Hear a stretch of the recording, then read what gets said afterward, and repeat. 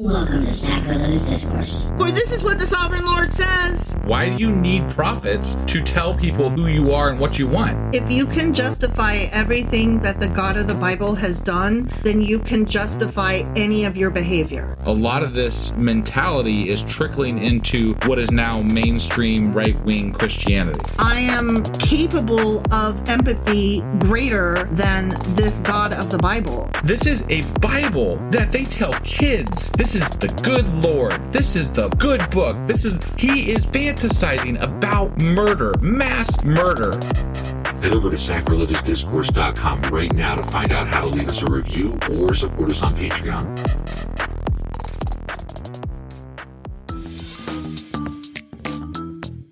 Hey there, sinners and saints. It's your favorite Bible-bashing duo from Sacrilegious Discourse, and we need your help. That's right, folks. We're raising funds for some heavenly equipment and a studio that doesn't sound like it's in the depths of hell. Our current setup, let's just say it's more apocalypse than audiophile. So if you want to hear us dissect the Bible without the background noise of demonic squirrels, chip in a few bucks. We're aiming for $5,000 to upgrade our audio and build a studio worthy of blasphemous banter.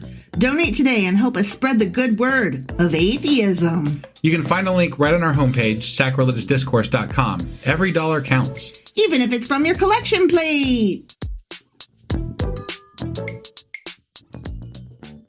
Husband! Wife! Guess what we're doing today? Well, we are wrapping up Nahum. Nahum! Yeah, that's the one. Yeah, we are. So this was a short book. It was. Yeah, and but it was pretty meaty. And there was some good poesy in it. Yes. You know, it was all right. Like Yeah. as far as books go, this one I didn't love it because it's still God killing people. Right. But it wasn't the worst one we've read. No, the writing actually helped me not hate it as much. Yeah. Because I can get down with good writing. Like, look how pretty this mass murder is. It's right? amazing. Exactly. Yeah. Yeah. It's great stuff. Sure. So before we get into it, I do want to say one thing here. Mm-hmm. I just want everybody to know, that's part of our base out there, that Google has capitulated to calling the Gulf of Mexico the Gulf of America. And this is bullshit because the United States of America has no authority to just willy-nilly decide to rename entire bodies of water. There's a whole other world of people out there that still want to call that probably the Gulf of Mexico if I had to. I mean, unless they're capitulating also to Trump. Well, Trump's executive order means nothing on the world stage. Yeah. So, protest. Yeah, protest. I actually uninstalled Google Maps, and it sucks and I fucking hate it, but I'm using MapQuest because they still say Gulf of Mexico. I actually contacted Google Maps customer whatever, right, and I left a strongly worded message that basically called them cowards and challenged them to do better. Like, you are big enough to stand up to this, and if you don't, how am I supposed to feel as just one small person? Yeah. Well, I at the very least for the next, I guess, 3.5 years, I'm going to suffer through with MapQuest unless Google decides to change back. So Google won't be getting my map data.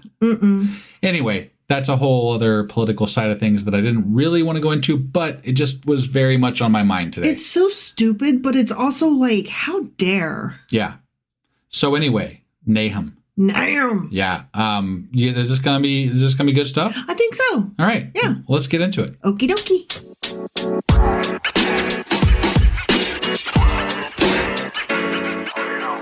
All right. Let's talk about Nahum. Nahum. Nahum. Nahum. Yeah, let's do that. Okay. All right. So he was a prophet guy, but a minor one, right? He was, yeah. In like the 600s of the BCEs, somewhere in there. Kind of, maybe. No, this was closer to I thought this was closer. Oh, yeah. No, you're right. I'm sorry. I'm still lost in the last one. So yes, you're right. 600 because it was close to the Babylonian exile time. So yes. Okay. Sorry. Continue. So he came from a small village, as we said. Thank you, sir. Yeah. On the banks of the Tigris, known as El Kosh. Okay. Okay. And it said that in the first verse. Yeah. So we've already been over this a little bit. Right. The original text was written in biblical Hebrew. Okay. So that's what that is. Sure. And his name, just as a reminder, means comforter. And he was not very comforting to me, but he was poesy to the murder. So I guess that as far as talking about being mass murdered, if there's poetry with it, it's a little bit more comforting than if you're just like, I'm going to kill you. Well, he was comforting to his people. Right. Saying, not others. Those fucks over there, they go get it. Right. And that was a form of comfort. Yeah. All right. Now we are going to get into something that is a little bit confusing because it involves time frames, which is not my forte. And we literally had to get out a piece of paper to write this shit down. Yes. Because I could not follow. So, okay. So the setting of Nahum as a prophet is separate from when the creation of the book. Right. Or when we're saying, okay, so there's like all these different things. There's, first of all, was Nahum a real dude? Let's say he was. When did he actually walk around? And when are we saying he walked around? And then there's like, when did he actually write the book? If he actually wrote the book, and when are we saying he wrote the book? And if somebody else wrote the book in his place, when did they write it? And what time period are they trying to portray? Sure. So there's like all these what time period are they writing it from? Yeah. Right. So there's just all these different questions, right? Yeah. And it gets really confusing when you don't have anything to go by. Right. But he does mention some events that let us kind of narrow it down a little bit. Kind of. Yeah. Okay. So the setting for him as a prophet walking around, okay, was between 663 BCE and 612. 663 being when Thebes was sacked by the Assyrians. Right. And then when Nineveh was sacked by the Babylonians in 612. Right. Okay. Yeah. And he mentions Thebes as he's talking about the coming doom of Nineveh. Yeah, so obviously that was something that was in his memory, right? Like seems like that was something that he was able to recall. Thebes was in his memory. Yes. Yeah. Okay. Right. So, so it definitely happened after Thebes. Okay. Okay. Now, historians are trying to say that he was writing during that time period and just foretelling Nineveh. You know how I feel about that, but the destruction of Nineveh in 612. Yes, right. Which we've talked about this in other books too, where I feel like that kind of stuff is easy to foresee because the armies. I mean, they don't move fast. They're slowly coming at you, so that stuff would be something that would be easy to foresee. But you pointed out something about the specificity of what was said about the attack on Nineveh. Well, I mean, on the one hand, if he is reading the political winds, it doesn't take a fucking rocket science to see that this shit is about to go down. Right. Okay. Right. So, under those circumstances, sure, he could have written this before Nineveh fell. Right. But as you pointed out, with the specificity of him describing the scene, it seems more likely that he wrote it after Nineveh fell, in my opinion. Yeah, or it was revised later in another time period. Yes. So, and that gets into this whole long time period of when we're saying that the book was put together, which was anywhere from between when Noamon, which is Thebes, fell in 663 BCE, all the way past Nineveh falling, all the way past a bunch of other shit that happened. Yeah. All the way up into shit we haven't even read about yet in the Maccabean period, which is 175 to 165 BCE. We did touch on it in one book, but it was just a little bit of a reference. So. Yeah. It's like we almost got there, and then we had to go back and do all these fucking minor prophets and rehash old news. And that would, like, if I had to take my best educated guess as to what transpired, it would be something along the lines of there were probably writings from that time frame from Nahum or whatever. And then it got translated as they wanted it to be when they revised it later around the time of the Maccabees. So that would be my best guess. Yeah, because I mean, the time of the Maccabees, from what I understand, is when they were trying to like gird their loins and get back together. Yeah, they were pumping up the team. You know, so they wanted to like have all these writings that were like, "We're awesome! Look how stand together, right. United we stand." And God took care of our enemies. See, look, he did that. So yeah, cool. Okay, so Nahum would have been running around spouting off his message sometime between these two events, hypothetically. Yeah. But then the book got put together later. Right. And it's hard to tell exactly when it was all specifically written because of certain historical context. Exactly. So getting past that, whenever it was written, this whole fucking 663-year period. Right. Okay. 600 years or so. 400-year period. But okay, whatever. It's a lot of years. Right. It's centuries we're talking. Or I'm sorry, 500. Yeah. 500. It's centuries though. Yeah. So sometime during that. Which is why I would say there was probably something written. Yeah. It just probably maybe got revised later on. Sure. So sometime while that's all happening, the book itself, he's addressing it to both Judah and Assyria. Sure. Okay. And the book's principal theme is about the destruction of the Assyrian city of Nineveh, which was founded, let us not ever forget, by the first world dictator, Nimrod. Okay? So, good old Nimrod. Was it really? Okay, I think we touched on that. Yep. Yeah. Okay. That was stated back in Genesis chapter 10, verse 11. Whenever we talk about Nimrod, I mean, other than I know he's a great hunter is what it meant. Yeah. But I always associate it with the fall of the Babylonian Tower because there was something involving him with regard to that too. Right. So. Yeah. Yeah. So Nineveh was the capital of the great and flourishing Assyrian Empire at that time. Okay. And it was a city of vast extent. It was the center of the civilization and commerce of the world. Yeah. And as we kind of touched, we talked about this a little bit in the last episode, but they were very they were very shitty, but they were also very advanced with regard to technology for that time period. Yes. So. Yes. And I'm going to say a little bit about that. Yeah. Okay. Nineveh was destroyed by fire around 625 BCE, and then the Assyrian Empire came to an end, thus changing the face of Asia. Okay. Oh, okay. Yeah. Yeah. Like, it was a big deal. But there's some question, like, it got destroyed by fire, but there was also questions about it being flooded at the same time. Right. And that's kind of mentioned, open the gates because, open the gates to let the water through is one of the verses in there. Yeah. Because of it, where it's situated right on the Tigris. Sure. And they had aqueducts. Okay. And so there was this little allusion to a story that I read.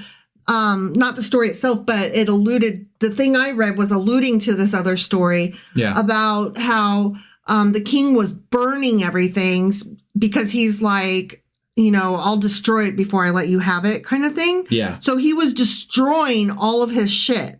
Okay. Okay. All his cloth and robes and stuff. Right. And so, as that may be part of why it was burning, but as it's burning and people are like seeing fire, they're also letting the water in. Yeah. So, that it's interesting that like it got flooded and burned. Yeah, no, that is very interesting. Right? It's renowned for having been burned down, but there are stories about it having also been flooded. Right. So there was it also occurs to me that when we were talking about the Babylonian exile, that they actually captured Babylon with a similar method, like the water entering the city. Yes. That was a thing then too. So if we're talking about this like being a revisionist history type thing, it might be like a mixture of two events. You know what I mean? Yeah. So that's always a possibility as well, because a lot of things get they're not exactly the correct information always because it's people taking the story here from there and putting them together. Exactly. So, however it got destroyed, fire or water or a bit of both is just so interesting to me. Yeah. It did change the face of Asia. It was a big fucking deal. Of Asia? Yeah. Because, I mean, this is like the Middle East that we're talking about. So Asia would have been quite a big area that would have changed. I know. Okay. But let us not forget, this was the capital not just of Assyria, of the Assyrian Empire. Yeah. It was the capital basically of the world. It was the hub. Okay. So when it fell, different empires were moving around, able to do some more moving and shaking. Got it. Okay. All right. So archaeological digs have uncovered the splendor of Nineveh in its zenith. Massive walls were 8 miles in circumference. Wow. Yeah. It had a water aqueduct, palaces, like hundreds of palaces. Huh. Hundreds of towers. Really? Yeah. Wow. Yeah. It Must was have been quite a sight. huge. Yeah. It had a library with 20,000 clay tablets. Holy shit. Yeah. They were quite advanced. They were. Yeah. Including accounts of a creation story in Enema Elish, which I'll tell you what that is in a minute. Okay. And a flood in the Epic of Gilgamesh. Right. So they had both of these creation myths in their library. Huh. Okay. Enema Elish is a Babylonian creation myth. So they had a Babylonian creation story in their Assyrian library. Yeah. Like, let me just explain to you how awesome that is. Like, I belong to a library system in Ohio, okay? The Dayton Metro Library. Yeah. And it is fucking awesome. But it doesn't always have access to things that I want. So I'm able to go online and through the Libby app, which is an app that connects with online libraries. Yeah. I'm able to get in contact with other libraries in other states. Sure. And find what you want. Yeah. So like I get geeked out when a library in, for example, Florida, which is funny, right, has something available or more quickly, or has purchased a pre-order that Dayton Metro hasn't yet. Right. And I'm able to get it. I get geeked out just in Ohio to Florida, okay? Yeah. This is fucking Assyria has in their library a Babylonian story. Yeah. That's amazing. It is. Okay, I'm sorry. Especially for the time frame. I get really excited over book I don't think stuff. it's any further than Florida would be for us, but I mean, the fact that it was harder to get to and from those places back then would have made this much more incredible at the time. Well, not just that, but they had their own belief in how the world started, but they had information, like they had this other story of how somebody else thought the world started. Well, I mean, knowledge is power, right? Right, but the fact that they felt like they didn't view it as, like the librarians, that is, did not view it as, those stupid people with those stupid belief, break that story, clay tablet. They were like, interesting. Those dum-dums think the world started this way, whereas we know on our clay tablet that it started a different way. Well, and we don't really know how their library operated. That might have just been for the elite or something like that were using it for information for military purposes or whatever. Yeah, I know that it wasn't like a library today. Yeah, I do understand that. You probably didn't have people with library cards checking out clay tablets. Sure, no.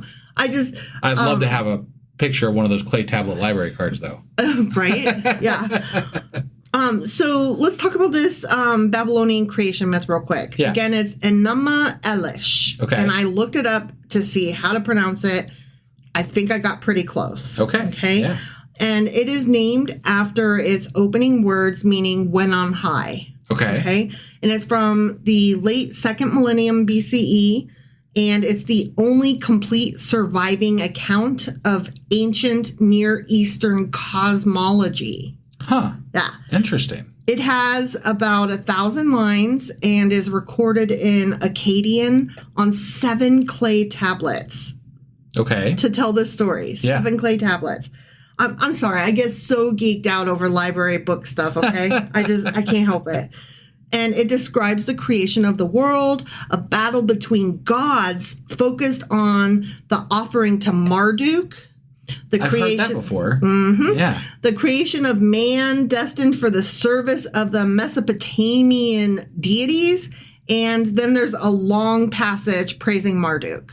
Okay. All right. So it's got all this different stuff in there. Yeah. Okay? I feel like we've talked about Marduk before. We have. Okay. We have. There's an entire passage that's missing, but even so, they can tell context. Yeah. So this is just so cool. Okay. So Assyria lasted a few more years after the loss of its fortress in Nineveh. Okay. But attempts by the Egyptian pharaoh Necho II to rally the Assyrians failed due to opposition from King Josiah of Judah, and Assyria was pretty much done by 609 BCE. Huh. Yeah. Like it was burnt.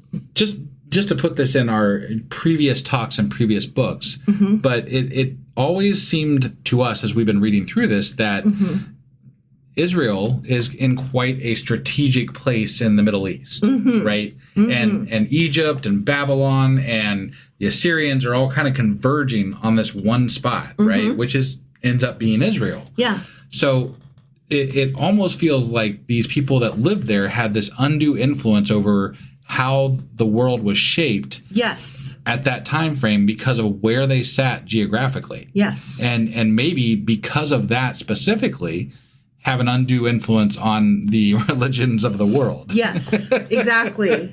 It's true. It's true. It was the crossroads of everything. It was the crossroads of wars. It was the crossroads of civilizations. It was the crossroads of everything. When we call that area the Fertile Crescent, it's not just because the ground was fertile. Right. Like, yes, it was because, it was the land located between the Tigris and the Euphrates. Sure. Like that whole, place where man started, et cetera, et cetera, et cetera. Yeah. But it also was the creation of civilization. Like it was fertile grounds for whoever could claim that land and call it home and make it a hub. And you had humans that lived further away, but they were more tribalistic and they were not as advanced as the people that were living here, where this is where society kind of began, so they definitely have undue influence on the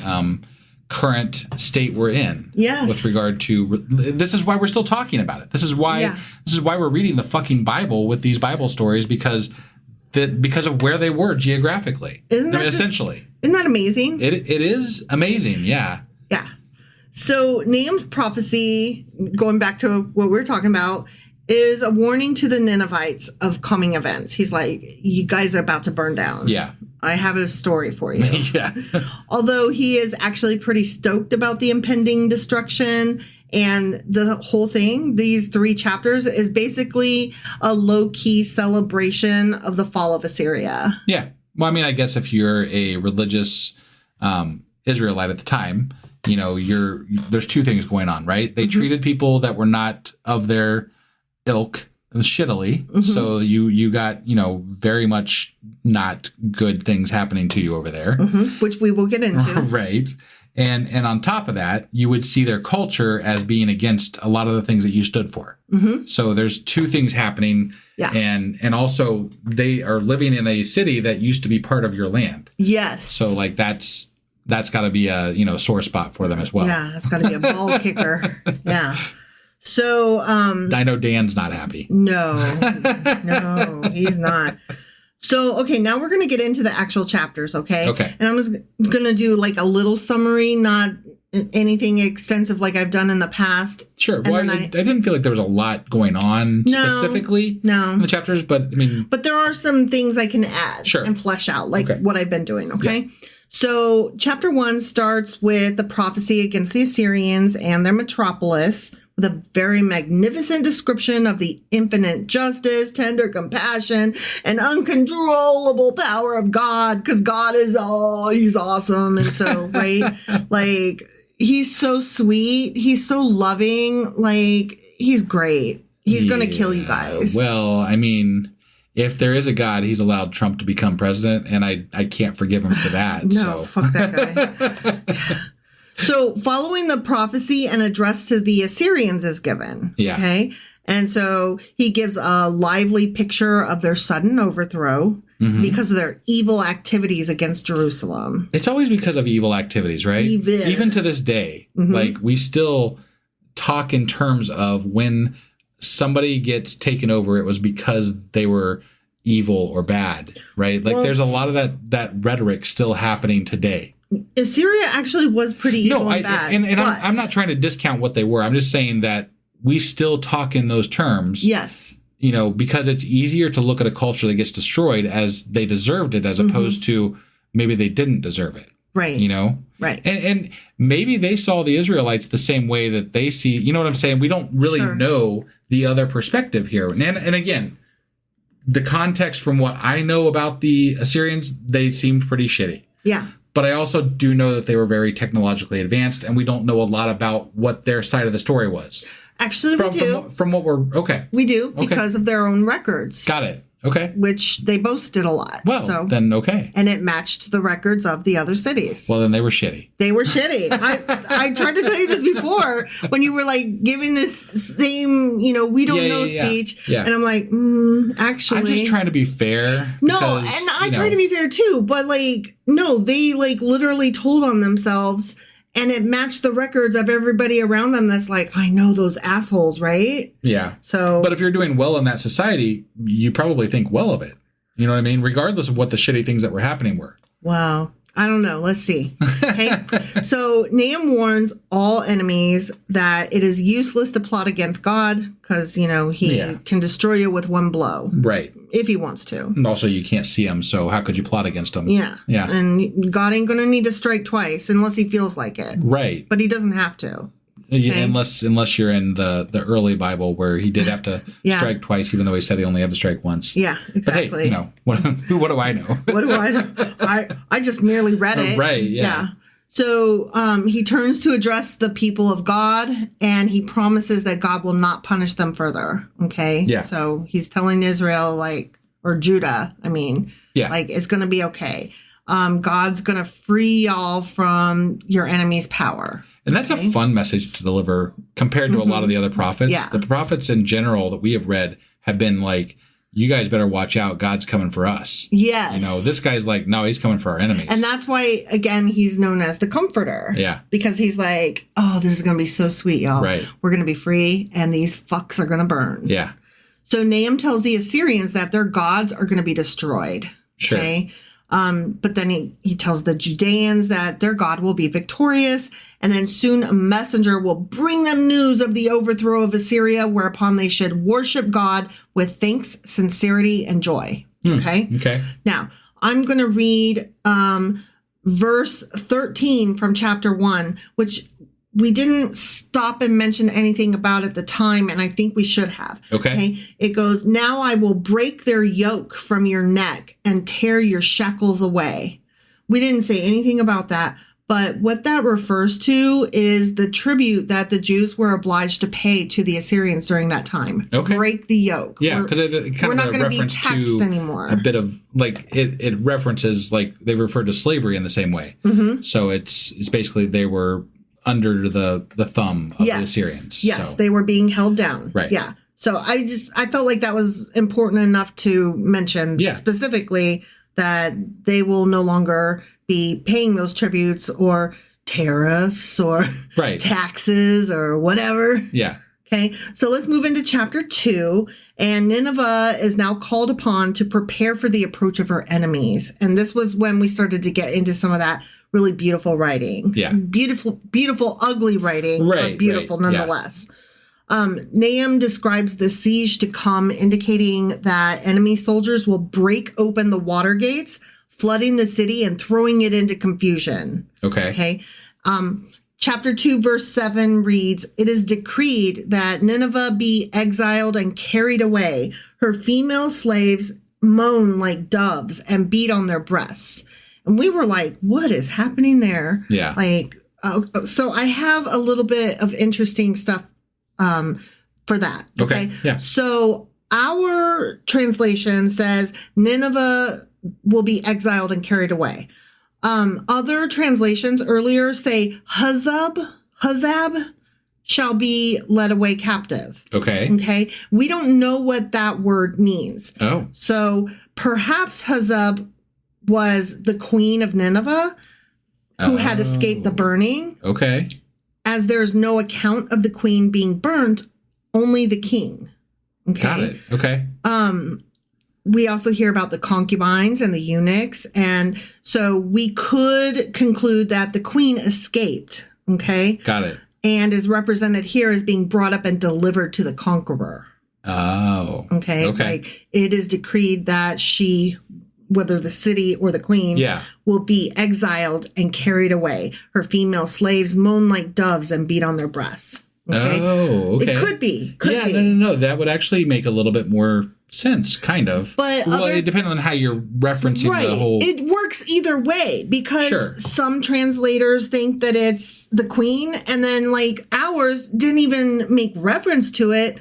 It signifies the city itself. Well, you gotta. I mean, if you're, putting out a copy of the Bible, you have to make a decision and go with it, right? Yeah. So I mean, but usually there's footnotes. Yeah. And this did not even have a footnote of it. So I was like, So I really appreciated the additional notes on this one because it just makes it interesting. It does. Because I don't know. It works either way. It really does. It could be the queen or it could be the city itself. Yeah. So I just thought that was interesting. Yeah. Nahum then describes the consequent desolation and terror. He says that some of the soldiers will capture the queen and the palace harem and others will plunder the city. So, shit's coming down, okay? Yeah. So ruthless and cruel were the Assyrians in their treatment of the nations they attacked that the prophet likens them to wild animals. And that's where we get the allusion to lions. Talking about them as wild animals while also reminding everybody that they had the mascot of lions. Right. So. And again, I'm not going to defend what they did, but fear is a good motivator to keep people in their place too. Mm-hmm. And they probably, if they were as smart as they sound like they were with regard to the libraries and the amount of technology that they were able to produce, maybe they understood that better than a lot of the other cultures at the time. Right. And again, not trying to defend them, just saying that it might have just been smart tactics for them. I don't know. We'll see. Yeah. All right. So now we're moving into chapter 3. Okay. Yeah. So the prophet denounces Nineveh for her idolatry and violence. Yeah. He describes in great detail the unrelenting slaughter to come. And he does. Right. And yeah. Great detail. He does. Yeah. Because Nineveh is a city wholly given up to superstition and the worship of false gods and leads other nations to these abominable rites. I love how you believe in Zeus, you dum-dum. What? You believe in Yahweh, you dum-dum. Right. Like how is it that nobody can ever see? I'm talking about something that no one's ever seen, and yours is ridiculous. It's wait, what? It's like I'm telling you that I'm riding a unicorn, but I'm making fun of you because you're saying that you got gold from a leprechaun. Yeah. What? It's absurdly, just not self-aware. It's just not Yeah. I struggle with these comments because I'm like, wait a second, you're talking about, you're making fun of other gods. You're making fun of... While promoting your God. Yeah, you're making fun of his imaginary friend because your imaginary friend you think is better. Yeah, it's just a lot of I don't know, bravado to have for this God that you've never seen. I know you've never seen him. Right. So, yeah. Very strange. So anyway, Nineveh's Nineveh totally sucks, okay? Yeah. It's doing all these different things, and it's not just that it's worshiping one false god, it's worshiping many false gods. Sure. Okay? Well, as many cultures did back then. So, yeah. And so therefore she's going to come to a very humiliating and unpitied end. Okay. Got it. That's why. Okay. Not because they were just cruel. Okay. Right. Yeah. So India's been doing fine, and they got a lot of gods over there, from what I understand. they do, yeah, they do. They seem to be doing all right. Sure. So yeah. All right, I'm going to read verse 5 from chapter 3. Yeah. I am against you, declares the Lord Almighty. I will lift your skirts over your face. I will show the nations your nakedness and the kingdoms your shame. And we did talk about that a little bit. Yeah, remember? we did. Yeah. And we were like, oh, yeah, why always with the nudity? Like, shame, right? Right. But it was an ancient custom to strip prostitutes naked or throw their clothes over their heads and expose them to public view and public humiliation, curses, and damnation. Oh, yeah. So you're specifically calling out the quote unquote sinners, right? Yeah. Like you're like, you specifically were sinners, and here's how we're going to mock and ridicule you publicly. Yeah. Okay. Yeah. All right. And also they had stockades, and they would put people in the stockades, and then the crowds could like throw shit, like literal poop. Fun. And, produce. Tomatoes, rotted, whatever. Yeah, throw it at the wrongdoers. Got it. So, yeah. So that was a thing, huh? That was a thing. Okay. Yeah. All right. Yeah. And they would, curse them and humiliate them. Well, yeah. I mean, so, yeah. It's not like you got Netflix. True. Not only was Assyria cruel, but it was also greedy. Often it conquered nations solely to plunder them.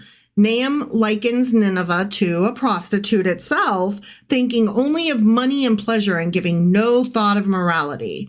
The prophet gives another vivid picture of the battle scene in Nineveh at that point. Okay.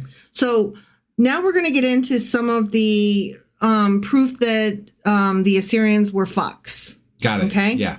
The rulers of Assyria boasted of their cruelty on monuments that exist in museums to this day. Was that like Twitter before Twitter? Yes. And so I read that and I was like, hold up, what? On monuments that exist in museums to this day? Yeah. So I did a little bit of rabbit hole. Yeah. Because I was like, I need to know right. what? Yeah. Where are they? What are they? Where what? Yeah. Yeah. Also because some of the sources that I use are Christian apologists, and I want to make sure when I quote that, like, that it's real. Well, not only that it's real, but that when they say something's in a museum, that it's like a real museum. Sure. Not like somebody's garage. I'm sorry. I don't think that your backyard little shroud of Turin or whatever is real. Right. I don't believe your toast. Yeah. Your Jesus toast. Right. So I just wanted to make sure. I was like, wait, what museum? What do they have? So in royal inscriptions, and I will get to the museums in a minute. Okay. In royal inscriptions, Assyrian leaders describe using intimidation to suppress uprisings. Populations that resisted were dealt with more severely than those who surrendered, which kind of makes sense. That makes sense, yeah. The systematic destruction of whole cities was common, like raze them to the ground. Okay, I'm going to push back a little bit here because there were many instances of the Israelites razing cities to the ground early on. Totally. When they had power. Oh, yeah. And we called them fucks at the time, too. Yeah, definitely. Yeah. So I mean, if we're going to take this into the context of all history at that time, right? Is that any worse than what the Israelites were doing? I'm building up to something. Okay. No, this is not the cruelty yet. Okay. This is merely, just like everybody did, they totally knocked down cities and killed people, blah, blah, blah, right? Like, that's boring. We've done that. Sure. Okay. Excavations of cities such as Nineveh and Lachish, which we've talked about. Yeah. Those are modern-day Iraq and Israel, respectively. Okay. Reveal destruction layers consistent with violent conquest and looting. Got it. Assyrian siege ramps and battering rams, like those depicted in reliefs that we have found, have been found at sites they attacked. Yeah. Okay. So we have found Assyrian shit over here in the cities that they knocked down. Got it. Yeah. So Assyrian records describe each city's transformation and the way religious sites, temples, and palaces were affected by their assaults. And by affected, I mean knocked down. Right. Yeah. Like boom, baby, boom. Okay. Yep. Letters and administrative records confirm mass deportations. Can you imagine, like, I'm just carving this on my clay stone. How many people did I deport today? Well, they obviously revered the written word. Yeah, record keeping was like very important for them. Yeah. Though many captives were retained as slaves, and the source that I read said enforced, what was it? Like forced labor. Sure. And I was like, you mean slaves? Right. Yeah. Let's call a spade a spade. That's like when we were, they said servant way too many times in the Bible. And I was like, yeah, that's a slave. Yeah. Do they have the freedom to not serve you? then that's a slave. Right. Yeah.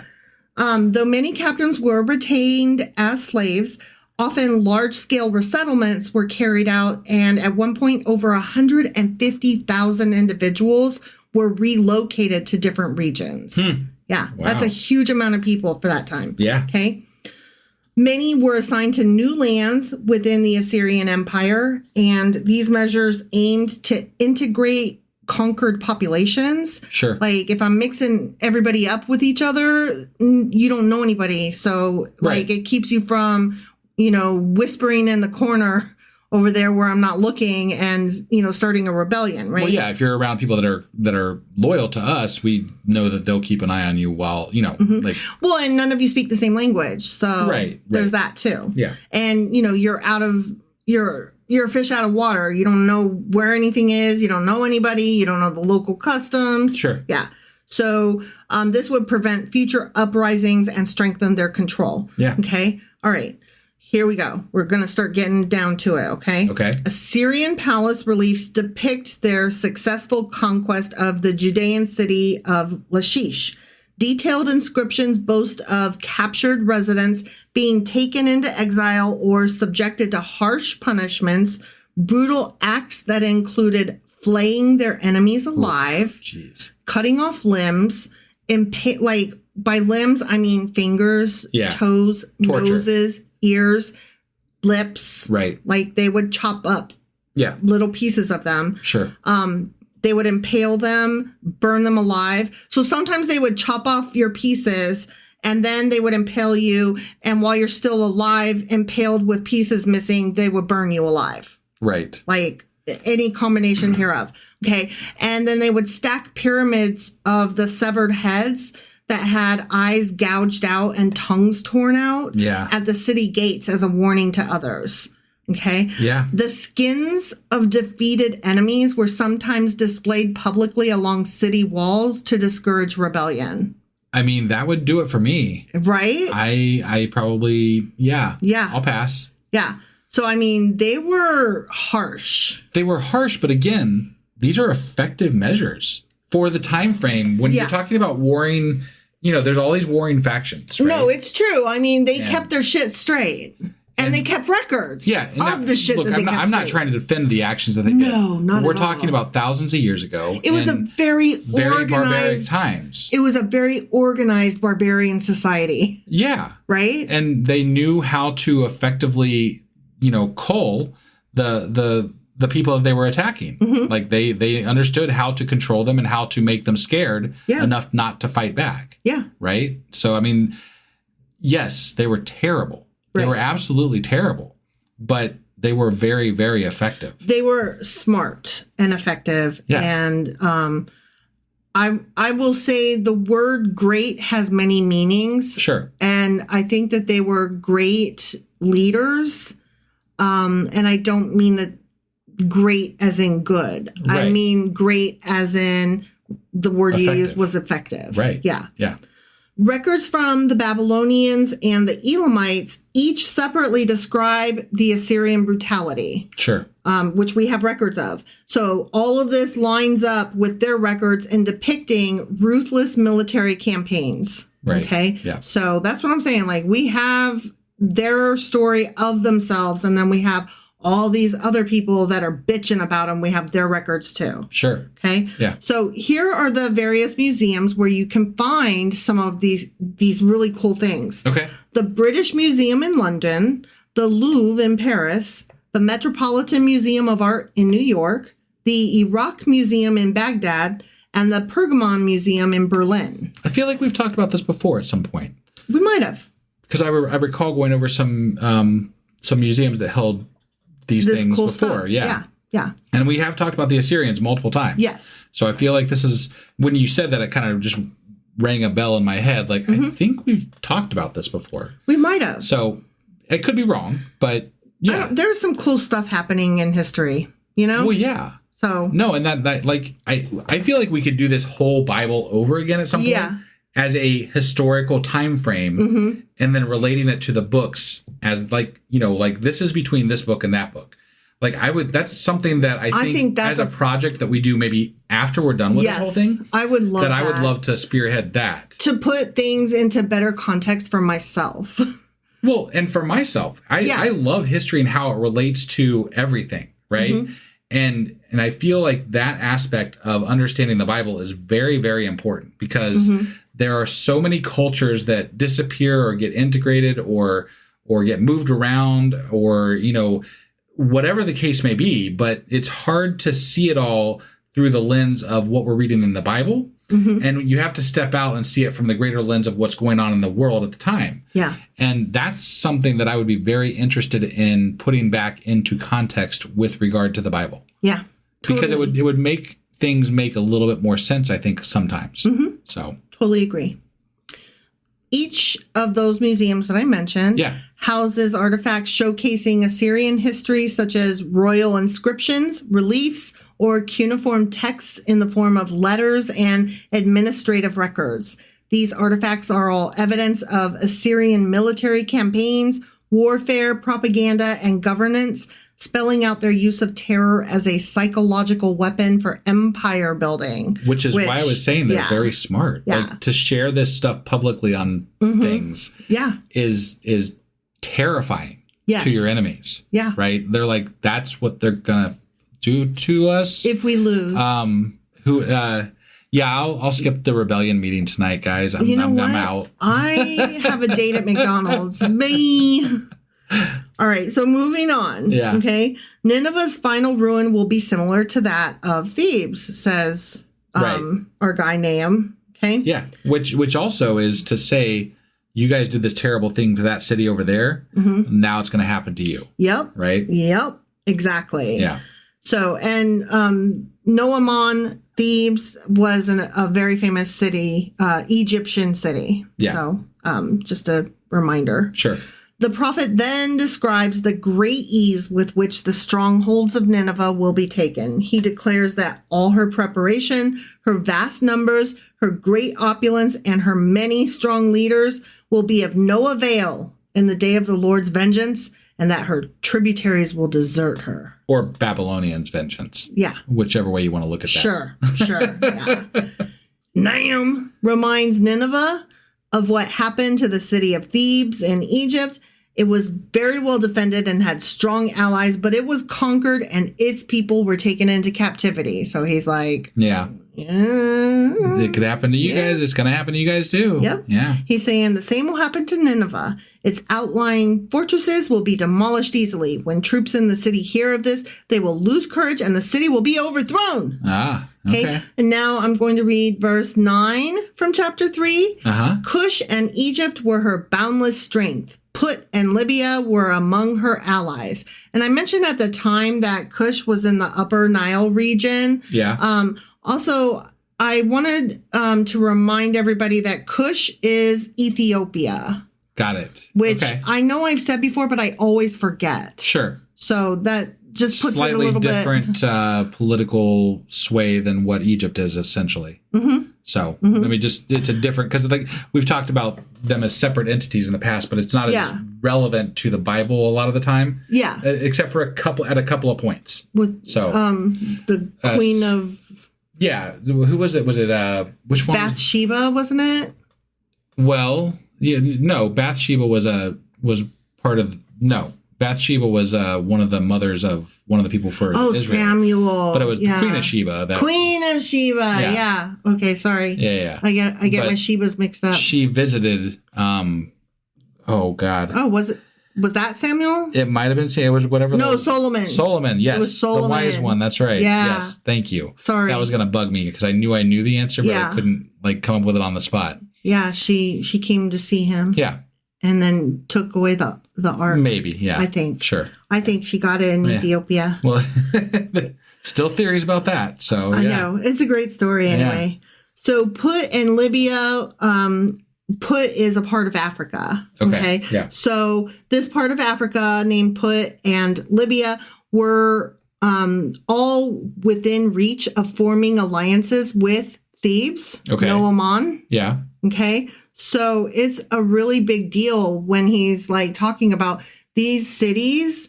They were strong and they were helping Thebes. Yeah. And Thebes still went down. Yeah. So I don't know, I don't know what to tell you.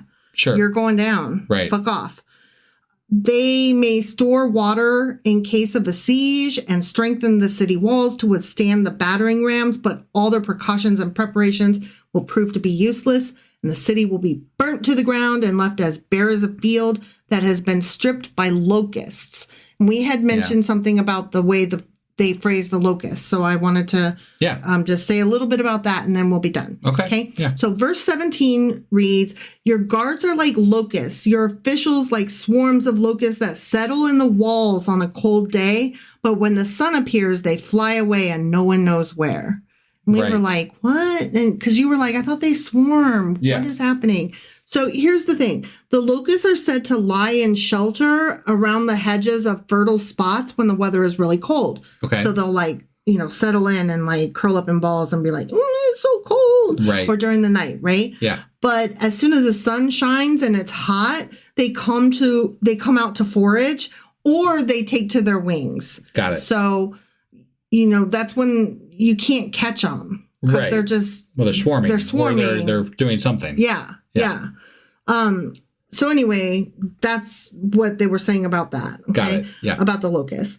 Assyria's leaders are going to be killed, leaving the people leaderless and an easy prey for the attackers. Assyria will fall, never to rise again, and those who suffered from its cruelty will then rejoice. Yeah. And so that's the entire book of Nahum. Yeah.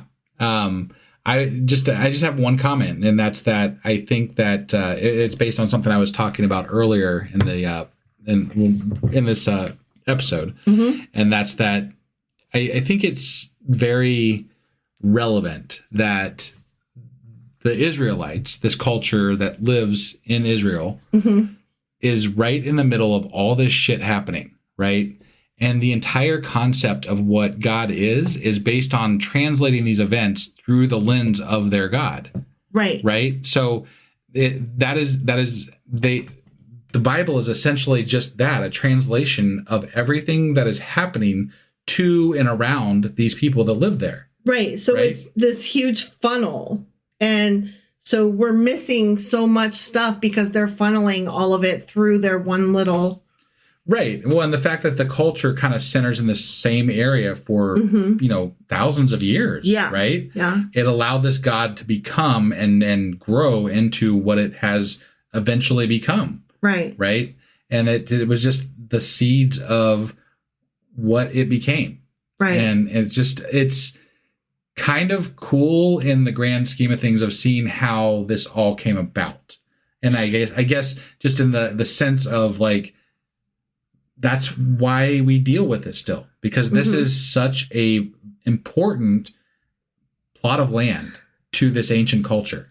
Yeah, if you're looking at it if you're just an uninvolved third party standing off of the earth, right? Yeah. And you're just looking at the planet and you're holding this blue sphere in your hand and you're just looking at it and twisting it back and forth. Like a god? Yeah. And you're just that's pretty cool. You know what I mean? If we could get another couple thousand years down the road without gods involved in anything, it would be much like we talk about the Greek and Roman gods, right? Yeah. It could be a really neat story. Yes. It's objectively interesting. It's objectively cool. Yeah. Depending on how it gets told. Yeah. Right? If we're still dealing with people quoting it for this reason or that reason, then it gets a little less fun to deal with, right? Yeah, part's not the part I enjoy. Yeah, that's not part. But the interesting way in which it describes the formation of this culture could be very interesting. Yes. If we could get outside of the religiosity of it. Right. Yeah. So that just, it occurred to me as we were reading through this today that it's just an interesting place that they were in the world, and that's all that happened. Yeah.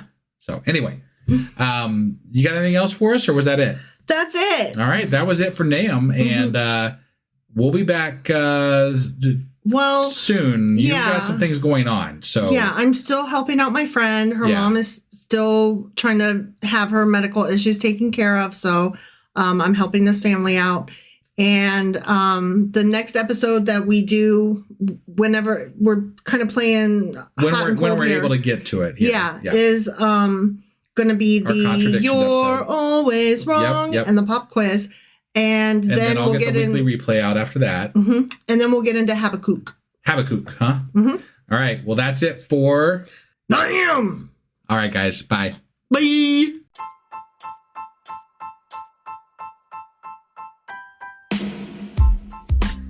Hey, wife, I guess that's the end?